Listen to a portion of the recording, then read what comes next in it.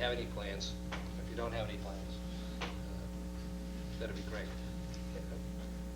And also, I was at my Friday Mass Managers meeting and was focusing on generally more on school issues, generally special education and the rising cost of special education for towns, and generally towns not being able to predict or project their special ed costs because of individuals coming into the community and the town having to absorb them. So, I mean, obviously it's a tough budgetary issue for all communities, and I would say probably most communities right now are not meeting the special education budget limits because of just the movement of the students, because you can't anticipate it and you're assuming the full cost. So a lot of our communities are having that as a budgetary problem, and I know this board is aware of that issue with the school department themselves. And also Christine Lynch from the School Building Assistance Bureau was there, and going through again the change in the reimbursements for the programs. And as she stated, Friday was a busy day for her, it's June 1st, because it was the deadline for all towns to bring in their projects under the old reimbursement costs. So she's expected to be pretty busy now between June 1st and June 30th with all the communities bringing it out. But after this, it's all the new formula. New formula. I mean, I read about 8 weeks ago, there had been 135 plans submitted to the School Building Assistance Bureau for consideration for reimbursement from other cities and towns from January 1st. So I don't know how many will be as of yesterday or as of today. Getting back to the other issue, though, I read in the newspaper today in relation to the special education costs, that with the change in power in the United States Senate, they're expecting Senator Jeffords, who switched with his switching of party affiliations, switched the balance of power up there.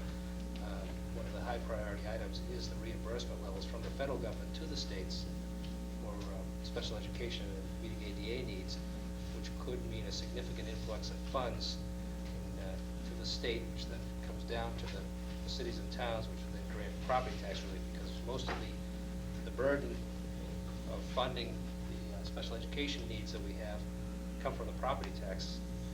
Well, there's a substantial amount of money coming from the state aid, which is funneled down from the federal government.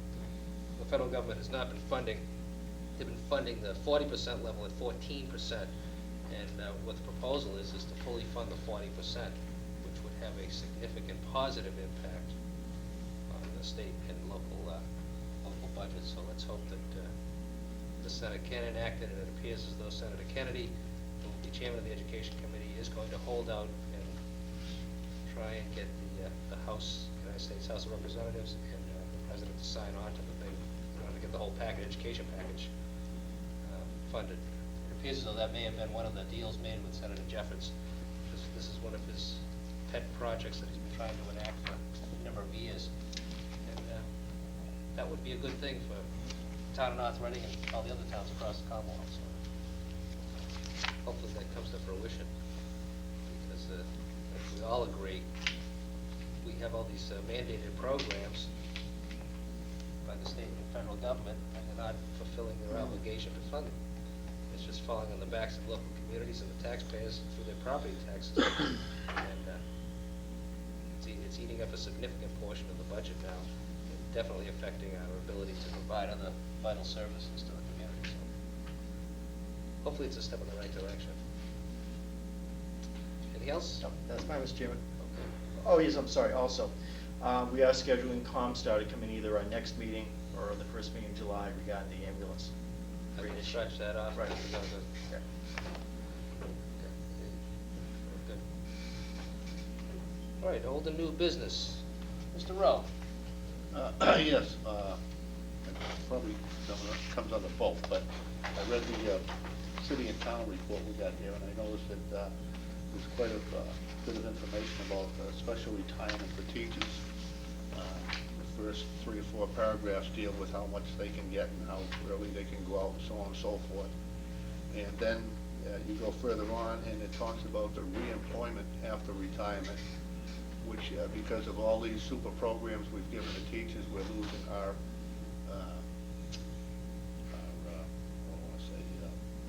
experienced teachers.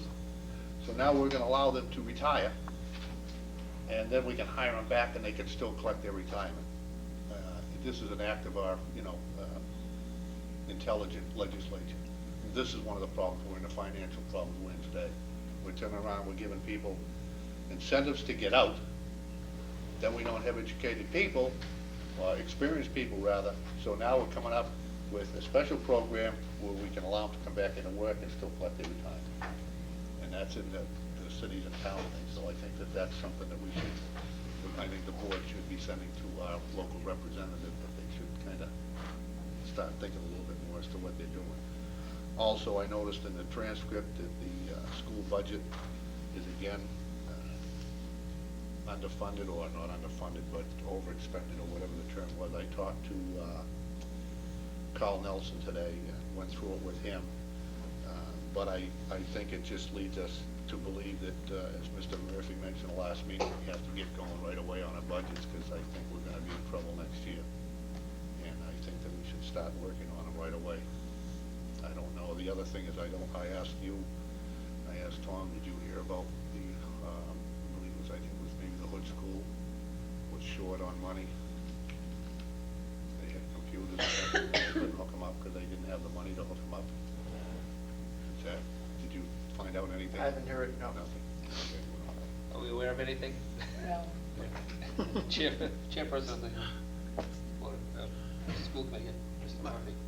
My son came home and told me all about the new computers in the Hood School lab, and, that's what he wants now.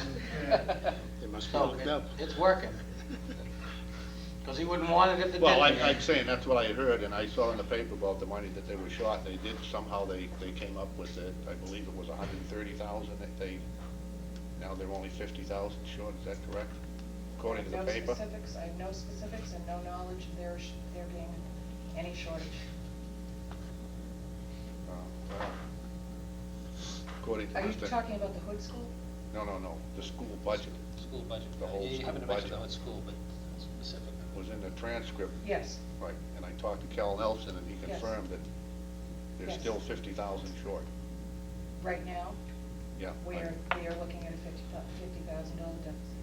Correct. Between now and the end of the fiscal year. That was the last information that was given to the school committee last Monday.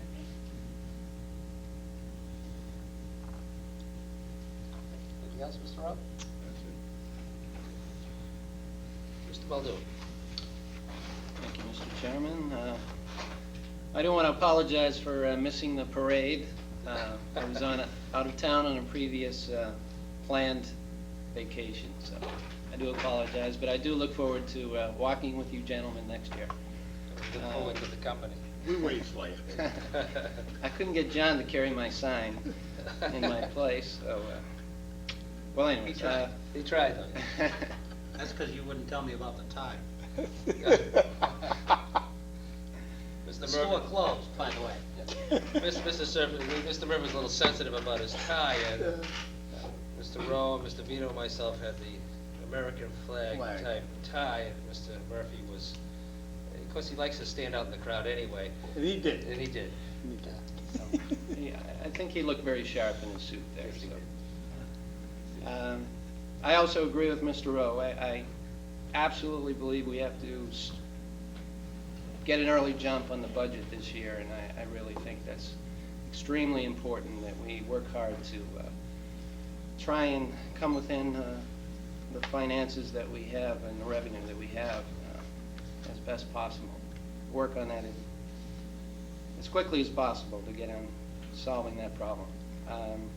I'd also like to mention that this Saturday, and I apologize, I forgot to look at the exact details, but there's a CHIP program run by the Masonic Lodge on Saturday, 10 to 2, I believe, and it's a very, very good program. I have a good friend who's with the Masons, and what they do is they take young children and they videotape them, and they take their fingerprints and denture teeth imprints, and they give them to you. And it's a good program. It's good to keep for in case, God forbid, anything terrible happens.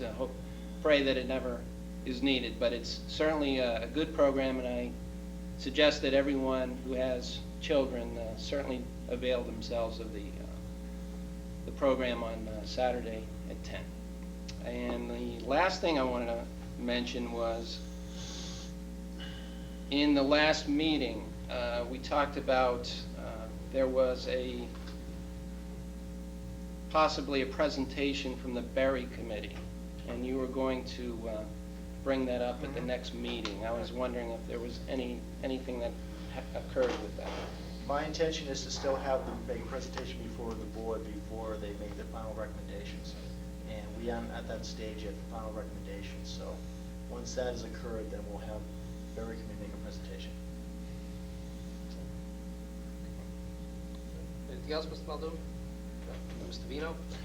Yeah, thank you, Mr. Chair. I just want to comment on what a great parade it was. A lot of people, a lot of children, and the weather held up for us, and I want to compliment the organizers, and they really did a good job. And thank Mrs. O'Leary for the collation at the,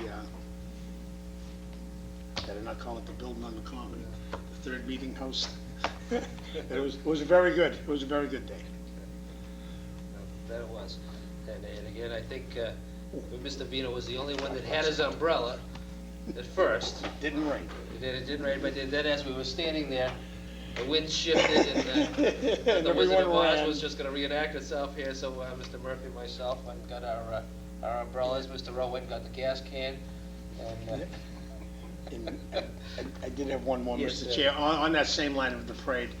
I think, and I may have mentioned this a meeting or two ago, but I also want to thank Chief Purnell and John Norton for the work that they do around that gazebo. I know they painted the interior and almost had enough paint, but that'll get done. It was the weather that stopped it. But I know that John Norton does the mulch around the hedges, because he used my vehicle to bring it there, and he just does they both do a tremendous job, and I just want to thank them publicly for that. That's all I have, Mr. Chair. Mr. Murphy. Mr. Chairman, I had the pleasure of attending the ribbon cutting ceremony at the McLaughlin House. It was last Tuesday, on the 30th. It's a tremendous asset to the community, quite a beautiful facility. The tour afterwards, I know you were there on behalf of the town, and Tom was there as well. It was a pleasure that I was able to participate in that ceremony through my employer at the Federal Home Loan Bank, and we funded a portion of that project, and I think it's great every day that I drive by there and see that facility, and having seen the inside, it's just a tremendous, tremendous facility, and it'd be nice to find a few more people like Carol Stevens, who's heading up that effort, and this is the second house, like there's another house in Woburn, Warren House in Woburn, same type of facility. I think it'll be a great asset to the community, and take care of an area that hasn't looked great over the years. So I think it's tremendous, and it was a pleasure to be there. Absolutely. Just as a follow-up to that, again, I was there with Mr. Murphy and Mr. Younger, but it's a facility that provides housing. It's actually affordable housing for residents who have brain injuries, low and moderate income means. It provides independent living facility for them, or assisted living facility for them. It does count towards our affordable housing count for the town of North Reading, which we are woefully below what is needed here. And again, as Mr. Murphy pointed out, for those of you who aren't familiar where it is, it's that edifice that was built right behind the Dunkin' Donuts park in Main Street by the funeral home. And if you recall, that particular parking lot was a mess. You know, it was a terrible mess. And if you recall, a few years ago, there was an effort to rezone that for commercial, business usage, and we were concerned about the abutters and the buffer zone between the commercial area and the residential neighborhood on Gould Street. And I think this provides a satisfactory answer to the use for that particular lot, which again provides 8 units of affordable housing in one particular building, and has minimal impact on the neighbors.